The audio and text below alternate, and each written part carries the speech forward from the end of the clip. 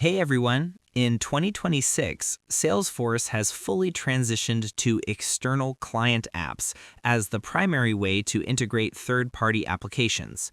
Unlike the legacy connected apps, ECAs use a security-first architecture that separates developer settings from admin policies, making them much easier to package and distribute. Step 1. Access the External Client App Manager. We are starting in Salesforce Setup. This is where you manage the next-gen integration framework that replaces the old App Manager for new integrations. Go to Setup, type External Client in the Quick Find box, and select External Client App Manager. This dashboard is your command center for creating, managing, and rotating credentials for all modern Salesforce integrations. Step 2. Define basic information. Now we are creating the application identity. We do this to establish the metadata that identifies your app across different Salesforce environments.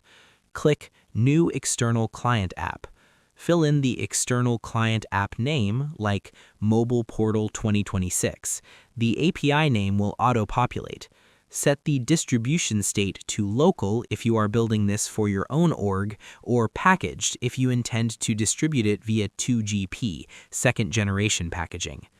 Step 3. Enable and configure OAuth settings. We are heading to the API, Enable OAuth settings. This is the handshake protocol that allows your external app to securely communicate with Salesforce data. Check the Enable OAuth box. Callback URL, enter your app's redirect URL, like https://yourapp.com/callback. At a minimum, select Manage User Data via APIs, API, and Perform Requests at any time, refresh token, offline access. I hope this helped you out, and I see you in the next one.